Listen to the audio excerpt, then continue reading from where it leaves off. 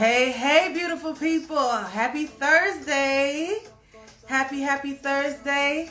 I got my queendom rolling today. I'm going to be with my sister, such a wonderful inspiration, money mentor, actress, Dionne, Audain. I got to put my French in it, Audain. But Dionne and I go way back. We've probably been very close. I've known her for a few years, but we've gotten really close. I would say that the last 4 years. She's my sister. She's been an inspiration in my life. Hey, Alex. Thank you for joining. Marvin. Hey, guys. I really appreciate you guys tuning in. I'm setting the mood with some Afro beats. How was your day? I hope you guys had a great day. We're going to be talking about finances and how to get through. So the topic is, I'm going to tell you in a second. It is, I got a million things going on. Really, Erica? Pretty much finding the rhythm and how to maintain finances as an actor or a freelancer. An artist, performing artist, freelancer. So Dionne is going to give all her insights. And I'm excited that, you all are tuning in because the artist world is not easy. We go through a lot.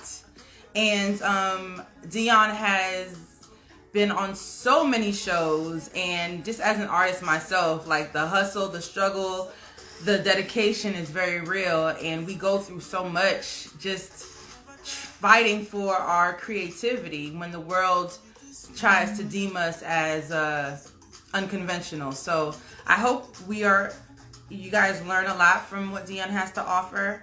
She is going to be tuning in fairly soon. Oui. Is that French? That's French, Marvin? Are you bilingual on me now? Alex, do you speak any other languages? I know,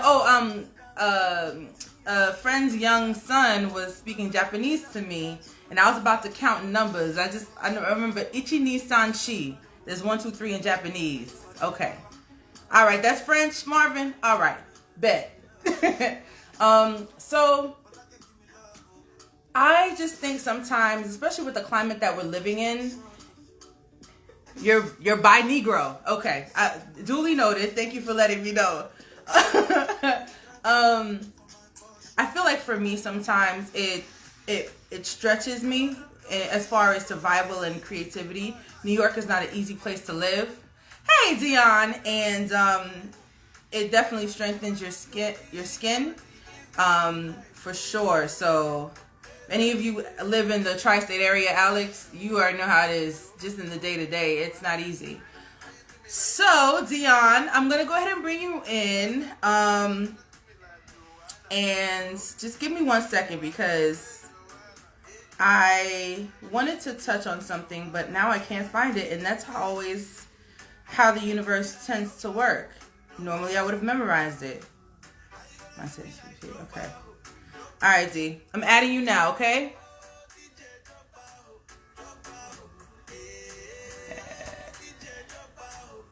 All right.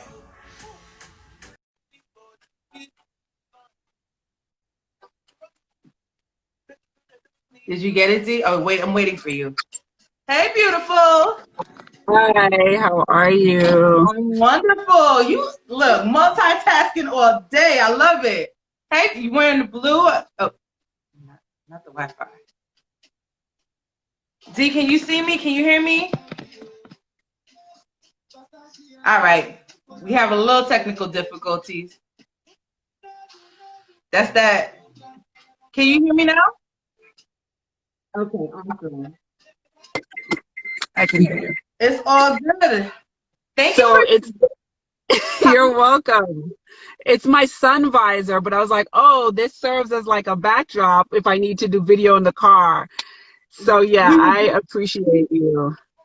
Listen, we were just talking about that, just how creative artists we have to be at the drop of a dime, just on the go. And listen, we know how to survive. If anyone knows how to survive, it's Black women, one, yes. And creative Black women.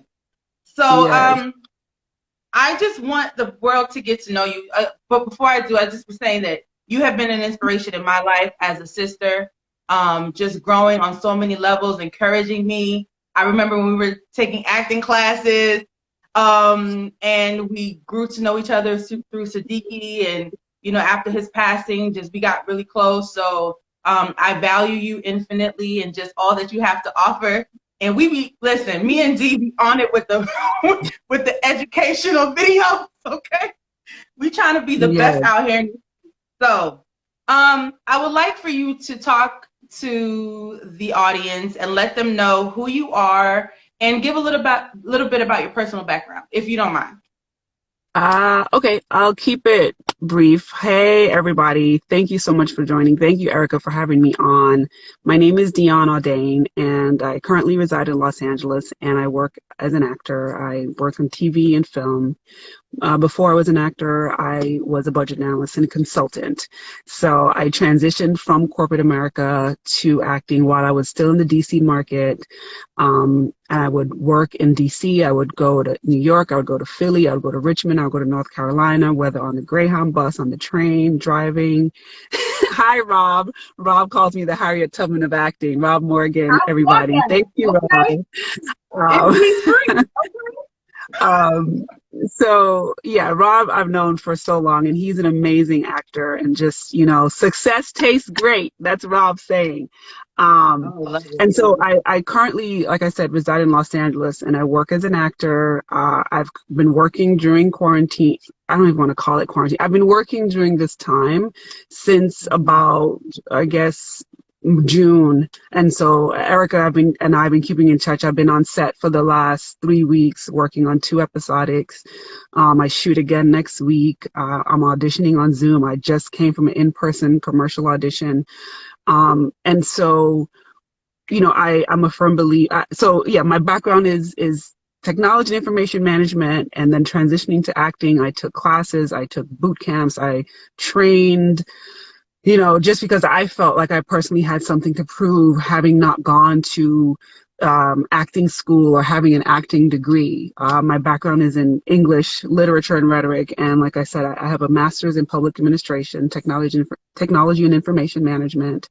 And so I act, and I also work for a company called called Abundance Bound, where I work as a money coach, and I encourage artists. We encourage artists to thrive. We do not believe in the struggling artist title. And it's a program that I graduated from 3 years ago in 2017. And it's run by the Actors Fund, which is a social service organization. So Actors Fund is for everyone, whether or not you're in the union. And it's financial wellness, it's everything, it's mental health. The Actors Fund is all around for us. And that taught me not only how to manage my money relationship, but every relationship in my life. And it really, by starting in that place, I was able to open up so much for myself, not only as an individual managing my money, but also as an actor. Like all the success and all the bookings that I'm getting now is literally because I decided to change my mindset, not only around my money, but around my life, because it's all the same energy. So hopefully that answers your question. That was great. Listen, you just motivated me. That was the first question. No, but 1000% is just setting the tone. And I think that's probably one of the biggest things that artists have to do is changing that state of mind and, recognizing that we are in control. We are literally in control, and we have to kind of flip that, we have to kind of flip that for sure. So, I know you said you started out in DC and, but I wanted to ask you, when did you fall in love with acting? Like, what was it that drove you to saying, you know what, I got bit by the bug. Let me really pursue it. Like, what was the catalyst? What was the catalyst? For me, so let me preface this by saying that I'm a naturalized citizen. So I come from a Caribbean island called Montserrat. We're a British overseas territory. So I've been modeling since the age of 2 and performing. And it was always an integrated part of things. It wasn't like you was just this one thing and the other thing, right? You can, in Montserrat, you go school, you perform, you dance, you play your instrument, all the different things, right? When I came to the United, and education was always top notch, especially with my mom and my dad. So I would be in marching band, I would perform, I did storytelling competitions, I did dance competitions. Then it was like I started to get deprogrammed, right? Because it's like, well, you got to go to school, get a good job, buy your house, marry and all those things. And so I got focused on the education and the corporate track. And after leaving grad school and working as a budget analyst, and I would perform, I've written poetry, all of those things. So I left grad school and I was working for DC government, y'all, as a budget analyst. And one of my classmates, shout out to Jane Adatola, she was like, oh, while we were in Syracuse, I took an acting class. And I remember being so mad at her because I struggled through public budgeting. And I just wish I knew there was a creative outlet. It probably would have saved my papers and my grades. So when she said that to me, I pulled out the yellow pages in DC and I just looked for anything that said acting or creative or whatever. And I joined the Actors Center, which is an organization for actors in the DC, Maryland, Virginia area. And I, through doing different things, networking, going to free things or answering auditions, I found out about this class. I started taking classes at Woolly Mammoth, and I was taking a class with, I want to say it was John Vricky.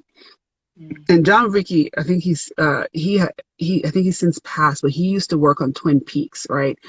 And it was the class where, you have to embody an animal, and like the basic stuff, right? And to me, it was like, yo, I remember coming home and telling, my partner at the time, I was in the shower, taking a shower, and I started to cry because that class was just like, I don't know, it awoken something in me, right? Being like on the ground, crawling around, being this animal. I don't know what it was, but it was at that time that universe was like everything came together. And I was like, this is what I want to do. Look, by any means necessary. This is my calling. And this was back in 2001, 2002. So I've been doing this for a long time. And not that you have to do it this long before you find success, but the quicker the more I dug into myself and discovered myself, then more success came. But that was when I think I got bit by the acting bug. And I remember that day distinctly, like literally I was in my second bathroom. I had a house at the time, and I was like, this is what I want to do. So, yeah. That's so dramatic. No, listen, we can't help it. Like when people first meet me, they think I'm just so calm and normal. And then I just give them all the energy and be like, no, I'm a creative, I'm sorry. And I just burst out because, there's just something about being a creative that we have to own our skin.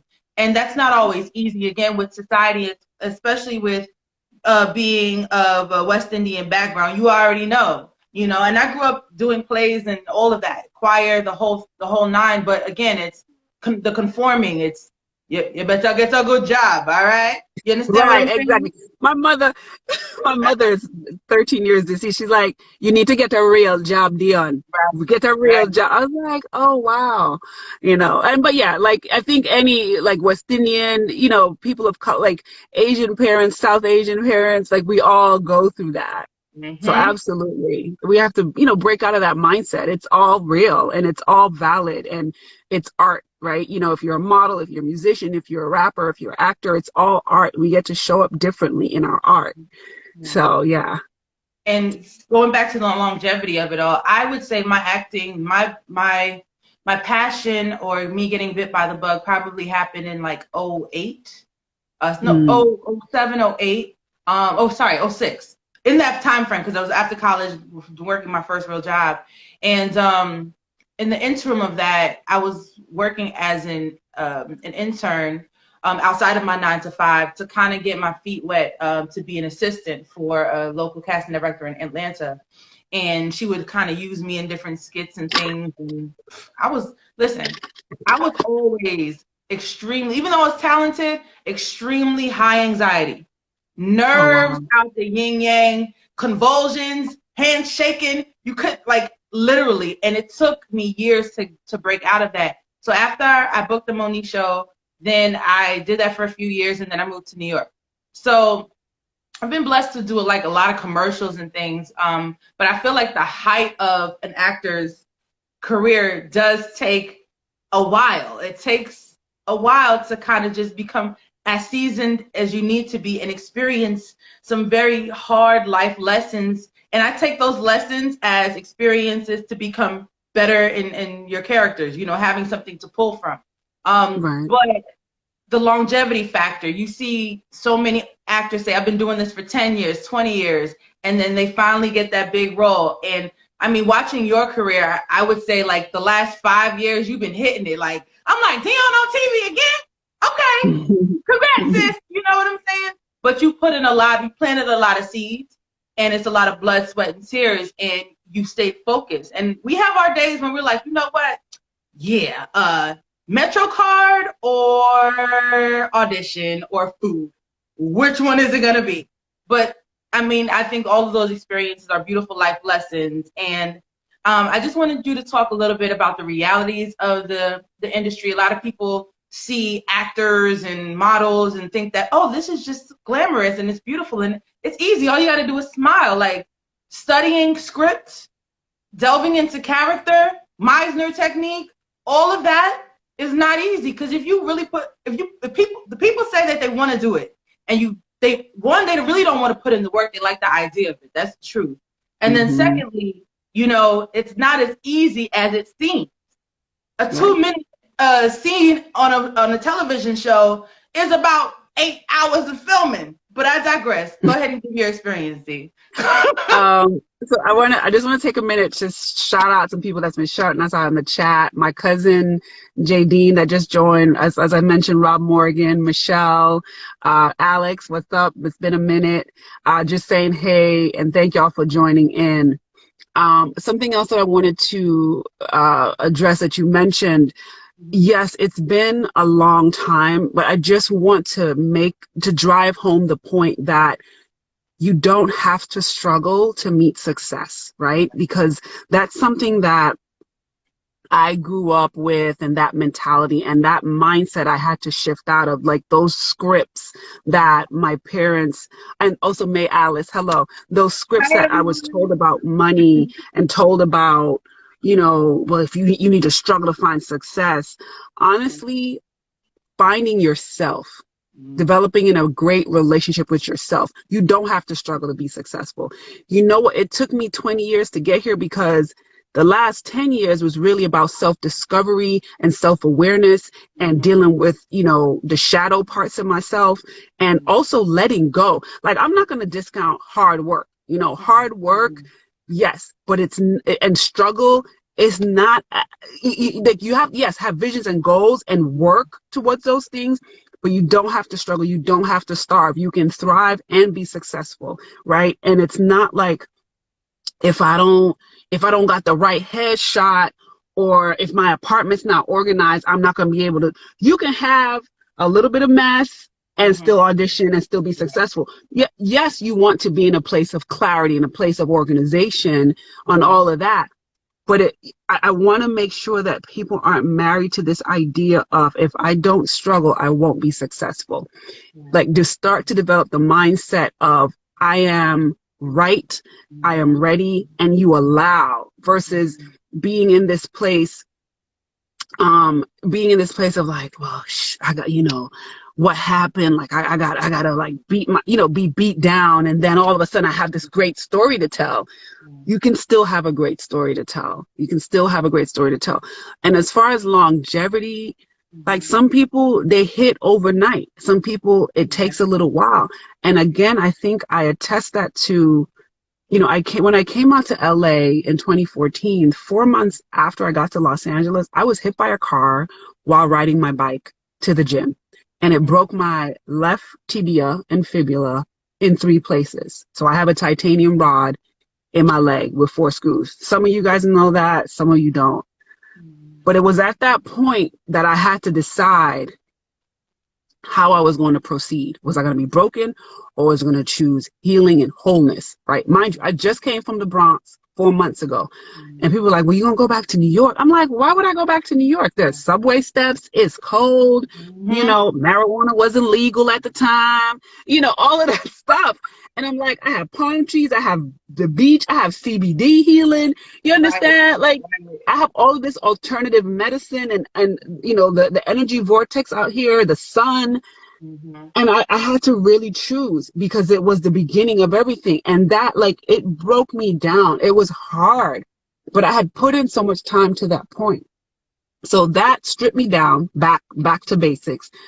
And I still had, and I had to find a way to get myself back up, because, like, you know, I'm an entrepreneur, I'm an artist. So, and I was on that track of, if I take this class, I'm going to get this booking. It's still not legal, but yes, Rob. You know, if I take this class, I'm going to get this booking. If I do this workshop, I'm going to get me here. And I started to work on things differently, right? Because we've all gone through it. What, my agent ain't doing enough, or my manager's not doing enough, or I need to get these types of headshots in order to book more. I decided to do all the things that I can do within my control and power, because there's so much that we don't control, right? But we control this. And this is the most powerful thing that we have at our disposal, excuse me. And what I did was I made that shift a few years ago. And so, because again, like you said, Metro card or food or do this self-tape, you know, or get these headshots.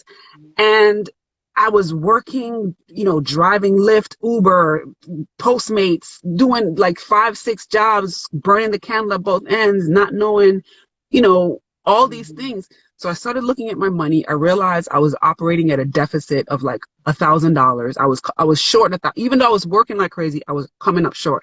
So when I started the wellness program, I realized, okay, this is what I needed to do for that. So that gave me a little break to then focus a bit more on my acting, bringing in more money. I said, okay, you know what? My managers and agent are getting auditions, but I was in such a crazy space, working till 3 a.m. or getting up at 6. When an audition came in, I didn't have any bandwidth. Right. So then I said, you know what? Every audition I got coaching on it. Every audition. And I've been blessed and fortunate to audition quite a bit. So I was like, at that time, it was like 3 auditions a week on average, in person or self-tapes. And so I worked with somebody where I paid them weekly, like $60 or $70 a week. Anytime I got an audition, boom, we would work it, I would tape it and submit it, because that's what was in my control, right? I can't worry about what happens to the tape when it leaves my hands, but I can be at my very best, because the people that are getting me their auditions are doing their best to get me to those places, right? The casting is like, all right, yeah, we want Dionne to audition.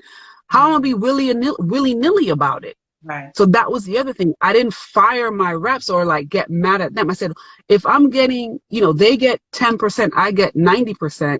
Am I doing 100% of my 90 to get them what they need? You understand? And that changed the game for me. That really changed the game. I looked at myself, and also I've been going to therapy every week or every 2 weeks. You know, like I said, we're looking at the money relationship. And I looked at my work differently too. I joined an acting studio that really was about me as the artist and the actor versus do this technique and it's going to get you this thing. Because I'm very much that person, right? I'm a Capricorn. Hopefully you guys can still hear me. Yeah, we can still hear you. I'm very much that person where I'm like, give me the checklist of the 5 things I got to do to book this job. Nothing else. I'm not about the nonsense. I'm not with the shits.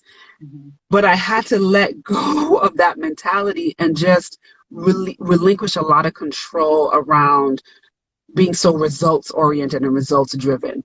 Right. And honestly, then a couple weeks ago, I booked out. I completely booked out with my reps because I needed a break. I wanted to work on another project, a personal project for my business, for the Mint business. And, you know, I told myself this time last year that I would take a break around my mom's passing. And I don't think I've ever auditioned more in my life than I did during this time. Because, you know, my reps, they knew I was here in LA and they were like, well, we're going to still send you these auditions. And I didn't say no because I also had taken a break from working like my side hustle jobs and so I had more bandwidth to give to my auditions. And it's resulted in some of the biggest bookings I've had to date. So I'm gonna pause here and let you jump back in. No, that was all beautiful. And let me just say, I was reading the comments and listening to you at the same time, and Michelle said, know thyself, and it's so important. And going into your story, a tragedy happened that catapulted you into shifting your mindset. And it's oftentimes when something, like, it's like God getting our attention because, like you were saying, you know, lighting the candlestick at both ends, it's so true. And there's this fallacy within the industry that, oh, you like, it's like a cardinal sin to get a 9 to 5, you know, if you're an actor.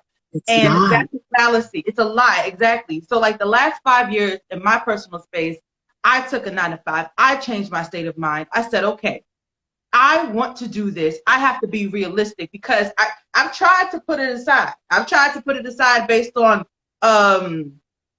you know, side chatter and family and all of that. But what's in you, what God places in you, no one can take that away.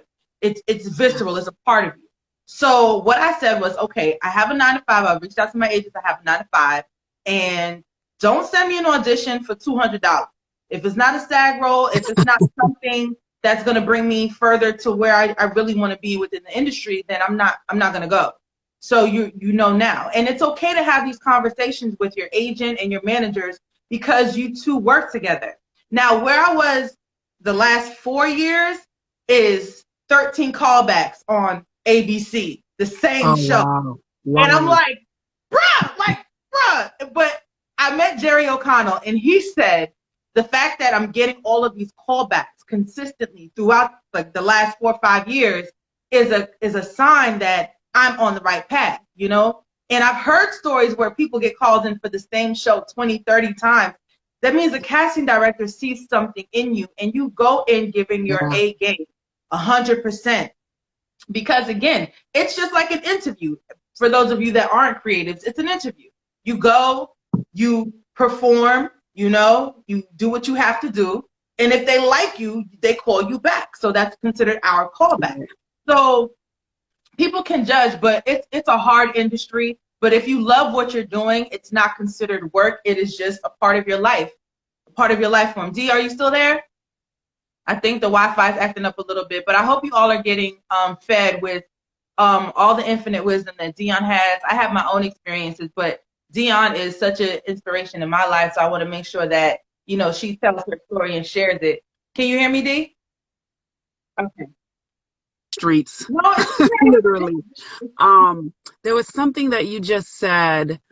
Oh, with the industry being hard, and I forgot what you just said, but I wanted to chime in and remind everyone that, and not to sound completely woo-woo, but visioning is so huge with what we do in life, especially as artists, right? Like, see yourself on the set, see yourself, you know, in the trailer, see yourself, you know, on the set with those actors that you want to work alongside, or certain directors. Like, see yourself in this arena, in the arena that you want to be in, you know, whether it's with the type of partner you want to be with, the type of work you want to do. Like, we don't have to wait for somebody to call on us. We are the architects of our world, of our lives, right? Our career. We definitely are. We definitely are, D. I agree with you. It's doing a little spin, but she's absolutely right. And I'm going to talk till you get back. Because manifesting, vision boards, seeing yourself, whatever man thinks. Can you hear me? Yes. Okay. So if you think positive, if you envision yourself, like Dionne was saying, 1,000% manifest. We are powerful beings. God was a creator. If you believe in the universe and spirituality, God was a creator. You're here because you are a reflection of his creation. So just keep that in mind. But go ahead, D. Go ahead. Yeah, no, that was it. That was it. And it's real and it's profound. And I mean, if any of you have never created a vision board, you should try it, or even journaling. Or a It vision definitely helps. book. Yeah, a vision Yeah. book or a Pinterest mood board or a collection on your IG, you know, or your Mhm. screensaver on your phone. Like we have these things in our hands all the time. We interact with these things all the time, right? Make it a tool of manifestation for yourself. Make it a tool of helping you to adjust and shift your mindset. You understand? Mhm. It's like use it for your good and your betterment. Like it don't always have to control. It's like, oh, I'm always on the phone. You know what? Yeah. So every time my screensaver is a certain thing, because you know, for a certain area of my life that I'm manifesting, I have a certain type of screensaver on my thing. You understand? I have collections, or I have mood boards, or there are certain pictures that I look at, or you know, I have a vision board. I bought this like star from TJ Maxx, and I put stuff on it. And every day I leave my bedroom, I look at that. You know, during a part of my money journey, I remember listening to Jen Sincero's books, right? You Are a Badass and You Are a Badass with Money. And they're free on YouTube, so you can listen to them. And she talked about putting money out around your house. So I remember I went to the bank and I got $100 in singles, and I took 10 singles and I stapled stacks of 10 singles together. I think I have 3 or 4 stacks left at this point because sometimes you run out of money, right? And that was then. But I have a stack on my fridge. I have a stack on my altar. I have a stack on my vision board. So it was basically everywhere I turned in my house, I saw green. And it shifts something in you, because the thing is, it's like we want money to come into our lives, but then we have like this love-hate relationship with it, where it's like, oh, you know, rich people are mean, or rich people, money is the root of all evil. No, it's not. No, It's the not. love of money is the root of all evil. People like to forget Not stuff. The love of necessarily. money. Don't worship anything. Yes, go ahead. You can love money. You can love wanting to be rich or be wealthy. There's nothing wrong with those things, right? It's not good or bad or like all this thing, because we give ourselves these thoughts, and so in our subconscious they create this relationship that we don't realize that we're cultivating. So by having money all over, I got comfortable. My subconscious got comfortable with seeing money everywhere. So when it's like, so because remember, the artists working, starving, struggling, they book a big commercial. What happened to the money? The money disappear. Gone. Right? Savings account. Same thing with lottery winners. It's like they get the $1 million because their mind was never prepared for all the things that they've wanted for so long, because it's been like, oh no, it's like, no, I see money all the time. Money comes to me in different ways. So when you get a big windfall and you prepared, you're like, all right, I'm going to treat myself a little bit, and I got these buckets to put it in. Right. But we train ourselves, you know, we train ourselves. So anyway, I can go on for days on this topic. I just wanted to piggyback off of you 1000%. That scripture says the love of money is the root of all evil. But I think every time we read and we grow, just like within internally, things get new revelation. So I completely agree with you. It's money is energy. We should appreciate it because it is a tool. It's a tool throughout this world.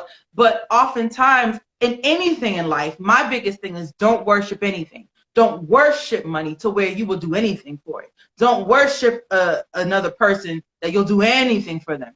You know, you have to fill yourself first. But I just wanted to get on that higher definition of Don't sell your soul unless that's what you're really trying to do. Right. Don't do it. That ain't working. That's a different life. Okay. We're here. All right. So I wanted to talk real quick, sis, about I just had my page up. Money. Well, not yet, because I want to just touch on this and we'll get into the money. So the longevity factor, all the thing that hold on. Just pull up your shoulders a little bit. You know what? So I can't, it happens. Yeah. This is how I know my husband coming soon, because these ain't for me, D. I swear. Anyway, it happens. No strings. They're made to hang stuff on hangers, but then when you put the clothes on your body, like they still sticking out. You see? Because I don't want you to get off the live and look at the recording, like, why nobody tell me my straps was sticking out? I ain't gonna have you looking raggedy out here. Listen, meanwhile, I'm with my husband manifesting all of it, okay? Girl, okay. I digress.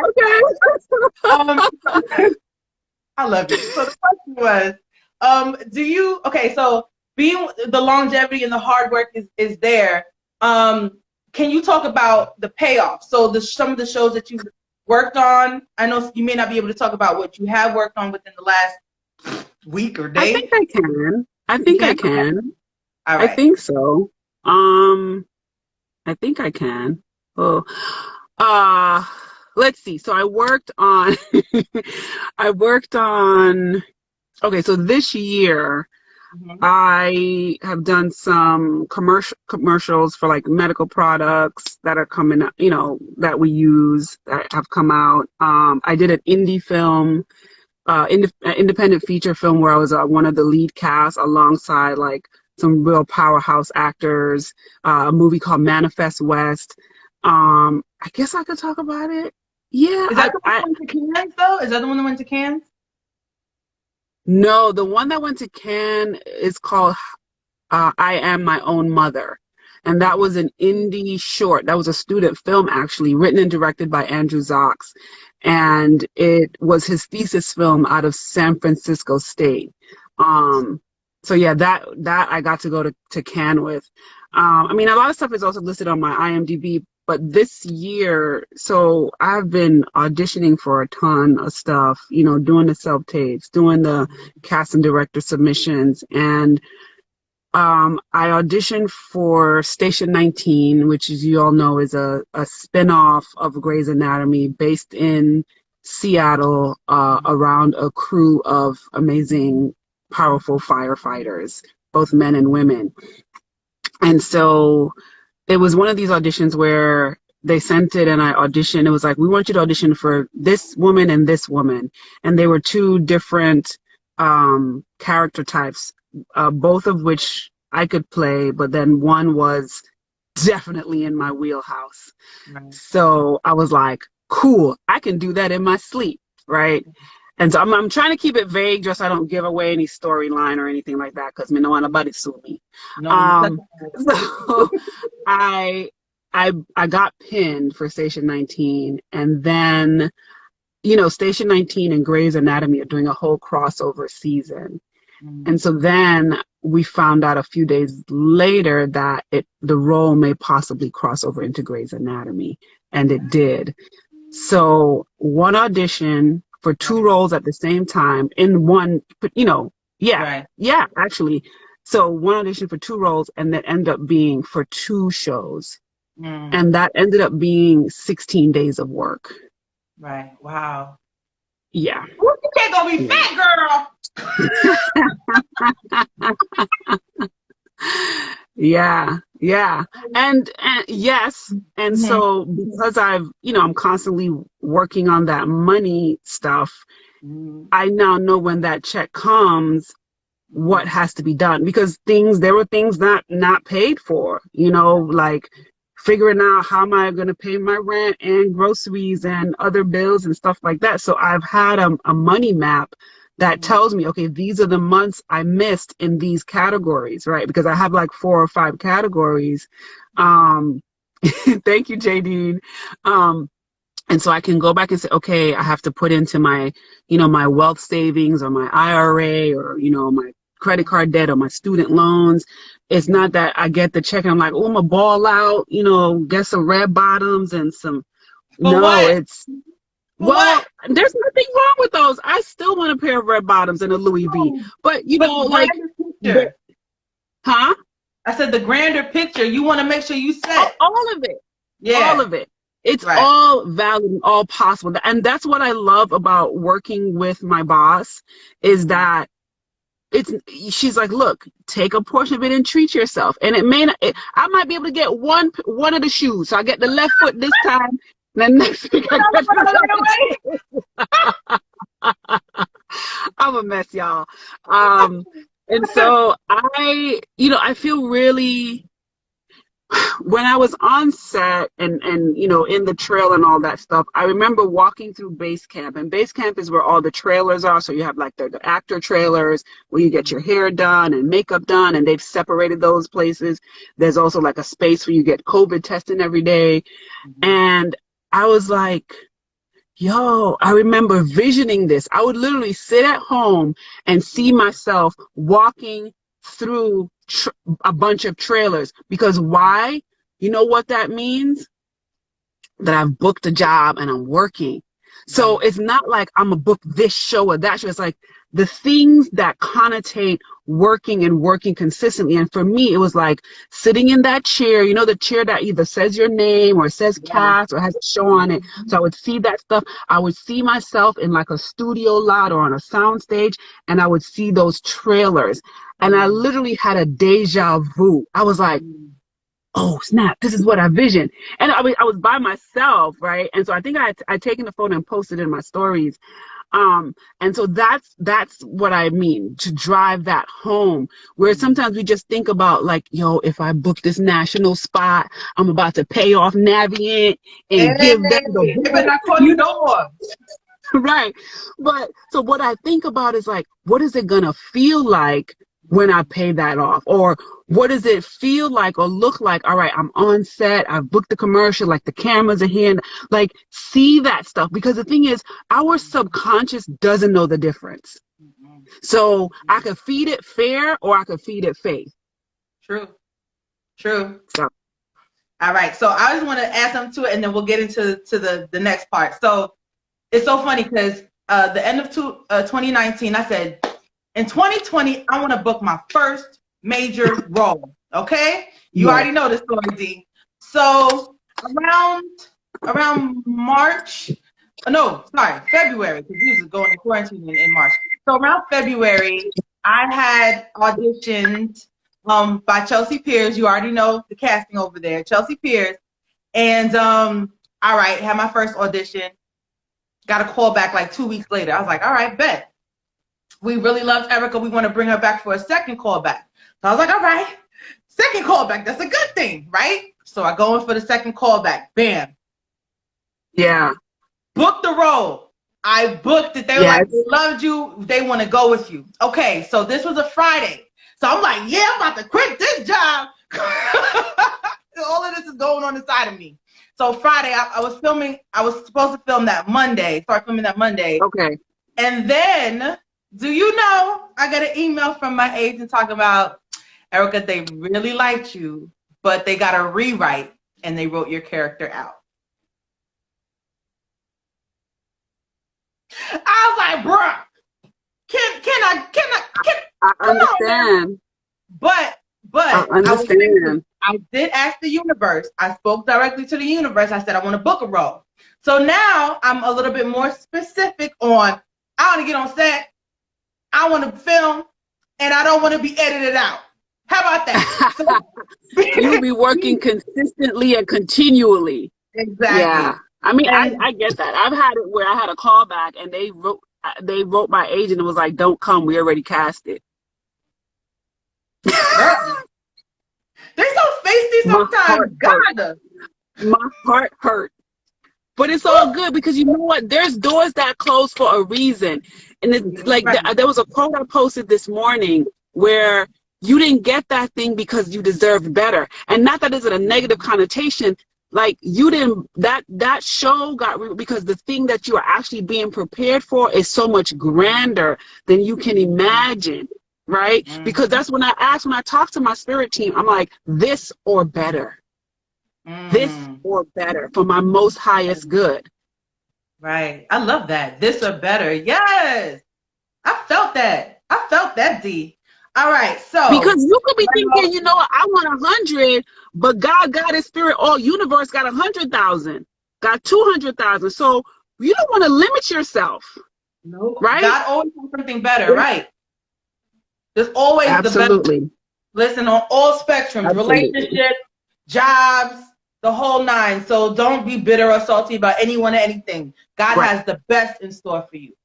So now we talked about the hustle and the bustle and the and the affirmations and the manifestations into getting where you need to be or want to be within the arts. So financially, Yes. the realistic side of it, right? I talked about deciding to go and settling into a 9 to 5 to have money, but at the same time fund my craft. And you were Right. doing all the ins and outs of Uber and all of that. So what are some major mistakes people make in their finances? Let's see, where do I start? I'm just trying to fix my lighting, y'all, because I'm out in the street and the sun is setting here in LA. So if you can't see me, just let me know. I think like you just said, when you booked that job, you started spending that check before God never closes the door without opening a window. Right. P-Valley rule number 5552. No, spending that check before you even get it, right? Because, and we do that. It's like, yo, I just went on an audition that has a potential to be a lot. I go audition, I'm leaving the room. Old Dionne would literally be like, okay, so I know what the session fee is and I know what the potential, okay, I could pay this, I could pay that. That's a lot of stress to put on myself and to put on the audition. I put it on the universe's to-do list. I put it on God's to-do list, right? So don't spend money before you have it. Also, have clarity around your spending. Have clarity around your money, your income, and your expenditures, right? Mm-hmm. Another mistake that I know I made early on was, this is a write-off. This is a write-off. I would buy stuff, girl. Being up in drama bookshop down on 42nd and 8th, 41st and 8th, talking about, I'm gonna tell buy this play, buy this trade paper. It's a write-off. It's a write-off. It's a saying everything is a write-off, knowing that you don't write checks that you can't cash, right? And so I was constantly in the red. Now I forecast. I look at, okay, what am I actually spending? So I know, I can tell you, every month on average, I spend about $500 on my acting business, right? Mm-hmm. What happens is I have to take that $500. When I wasn't booking and money wasn't coming in, I would have to loan myself $500 from my personal account. You see that? Mm-hmm. It's a loan. So I'm aware of the fact that I'm spending on classes or headshots or professional improvement or whatever it is, right? IMDb, Actors Access, all those things are things that I need to run my business as an actor, but I have my personal expenses as well, knowing what those are, knowing what I need to pay debt, all those things. So these are mistakes we tend to make as artists when we just spend willy-nilly and telling ourselves the lie that acting has to bear the brunt of everything. It doesn't. You can have more than one job. You can have multiple streams of income. Don't wait till you're rich and famous as an actor to then decide you want to have multiple streams. And whatever multiple streams that you're doing, do them powerfully, not painfully. So don't dare drive Uber and Uber have you driving all that time of night. You can't do your self-tapes. You can't study. You can't go to your actor meetup group or whatever. Like, do it powerfully. Know how much money you really need. So that's where that clarity around your monthly numbers. If your number is, let's say, $2,000 a month, know exactly what you need to work at your 2 jobs, 3 jobs, or 4 jobs powerfully to make that $2,000 to pay your fixed costs, your bills, pay your debt, save for retirement, or what have you. Invest in all those things. You understand? As opposed to just leaving it up to happenstance. So I think I covered a bunch. I don't know what else as far as finances. It's the clarity in making decisions from a place of power versus a place of pain, which is, what we teach at Abundance Bound, and being a thriving artist and having the correct mindset, Infinitely. And I love all of that. And it's so true. I want to ask you one last thing. We have about less than 10 minutes left. Okay. So we talked about some do's and don'ts just now. Get some clarity on your money. So what are some tips on saving and investing for an artist or a freelancer or just anyone in general? Okay. So, well, like I said, I am a ambassador of the Artist Prosperity System, which was created by Miyata Doga, who is the woman I work for over at Abundance Bound. It's what has changed my life, and as far as how I look at my finances, how I've saved, how I've been able to become debt-free, all of those things.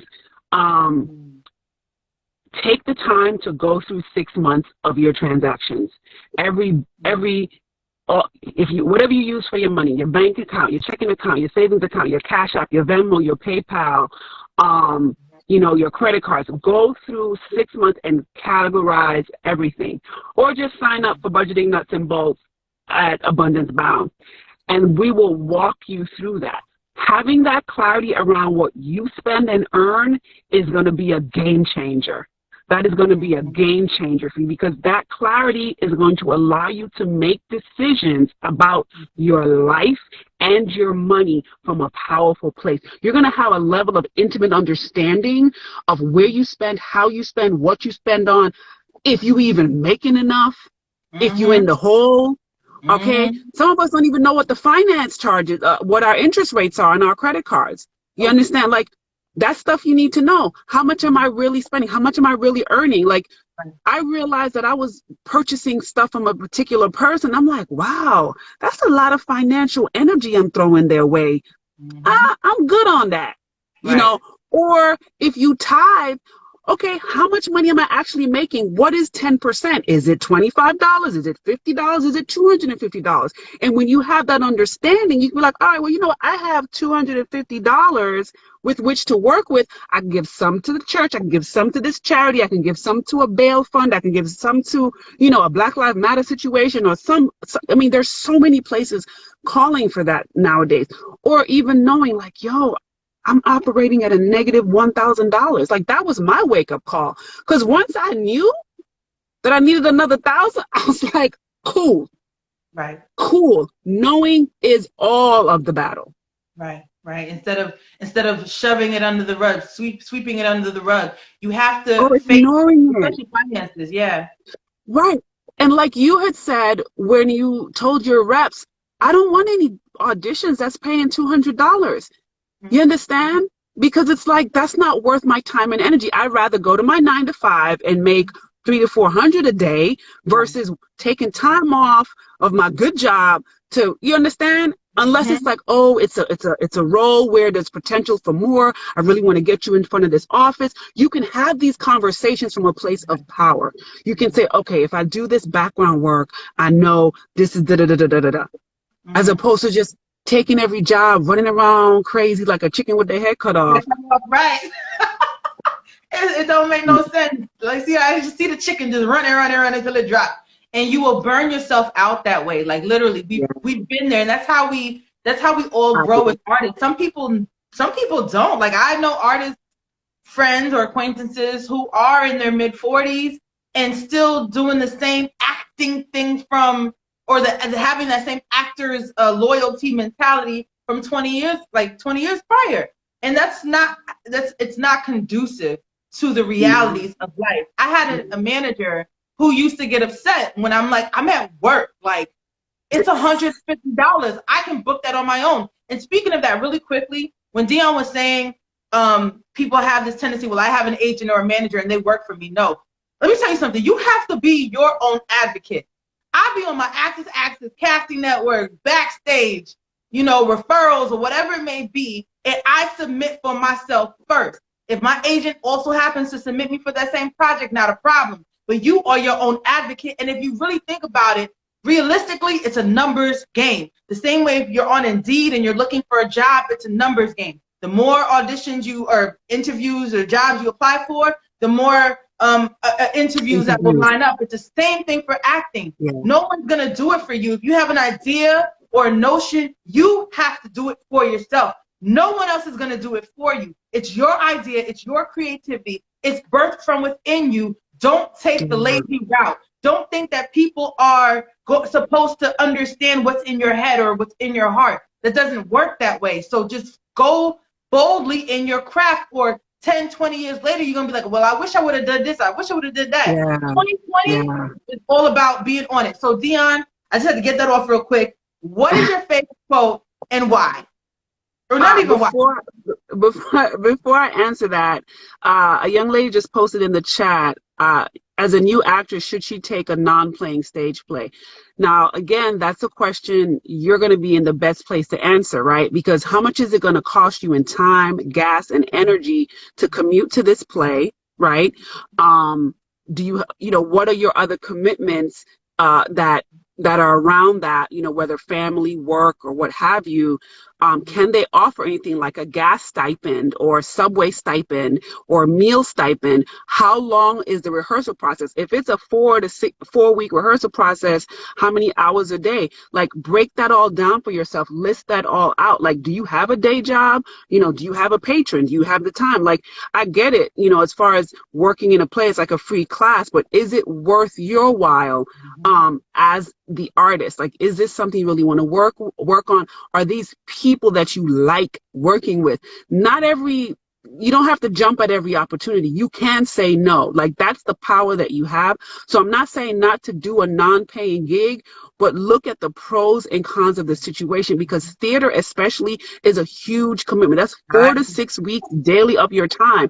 And for me, it has to be like at a level of like Broadway or better, or right near Broadway, for me to not be available for a TV job that's going to pay me exponentially more, or have like the time that I'm cut off from TV and film doing theater, and I won't be able to audition for commercial TV and film, which are all way more lucrative. So from a business standpoint, that's much better.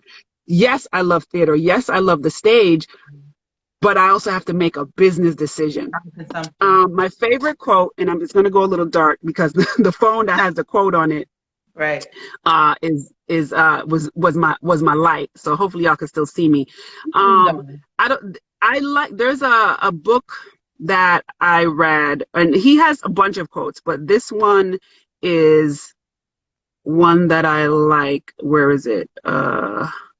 Okay, so there's something that we talk about in the company. It's called "You Are Response Able," meaning you have the ability to respond to any situation, right? Not just responsible, but response able. And this quote is from Hal Elrod, Hal, and the last name is Elrod, Elrod. And he wrote the book called The Miracle Morning. And the quote says, "Remember the moment you accept total responsibility for everything in your life is the moment you claim the power to change anything in your life." I'm going to read that again. Yeah. Remember, the moment you accept total responsibility for everything in your life is the moment you claim the power to change everything in your life. And that's by Hal Elrod.